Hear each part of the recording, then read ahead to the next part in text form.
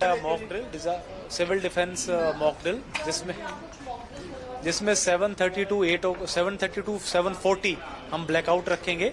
उस दौरान हम लोगों से आग्रह हमने किया है कि अपने घरों की लाइट्स बंद रखें ताकि ब्लैकआउट का प्रॉपर्ली पालन हो सके। 4 बजे हम कुछ मॉक ड्रिल अपने लेवल पे करने जा रहे हैं, कुछ डिजास्टर सिचुएशंस को डिपिक्ट करते हुए।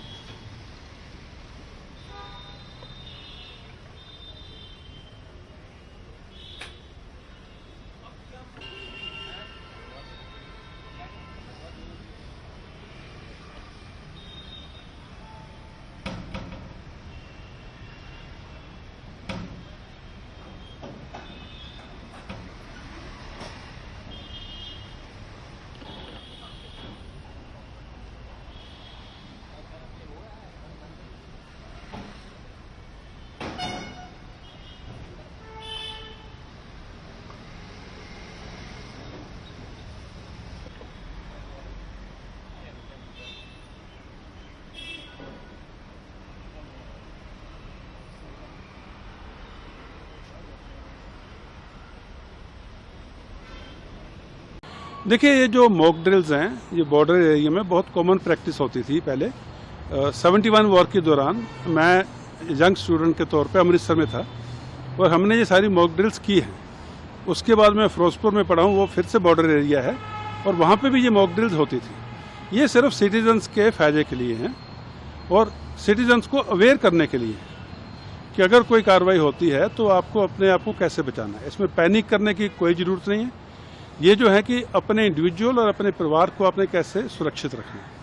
और इसमें यह नहीं है कि पाकिस्तान ने हर घर के ऊपर हमला करना, इतने उसके पास पैसे भी नहीं है, इतना उसका एम्युनिशन भी नहीं है। तो आराम से इसकी प्रैक्टिस कीजिए। एनसीसी, सिविल डिफेंस या होमगार्ड के थ्रू इसका होगा तो बच्चे सीखेंगे, घर में आके पेरेंट्स को बताएंगे। और दूसरी जो है ब्लैकआउट, जो है ब्लैकआउट कुछ नहीं है, जो आपके शीशे हैं घर की खिड़कियों के, उसके ऊपर काला कागज़ लगाना है, आगे डार्क कलर के पर्दे करने, ताकि अंदर अगर आपकी थोड़ी बहुत लाइट जल भी रही है, बच्चे पढ़ाई कर भी रहे हैं, तो ऊपर से जहाज से उनको ये लाइट ना दिखाइए। क्या कि पाकिस्तान की जो इन्वेंट्री है, जो लेटेस्ट वेपन्स हैं, उनको नजरी देखने की ज़रूरत नहीं है। वो एक्विजिशन करते हैं अपने इंस्ट्रूमेंट से टारगेट का।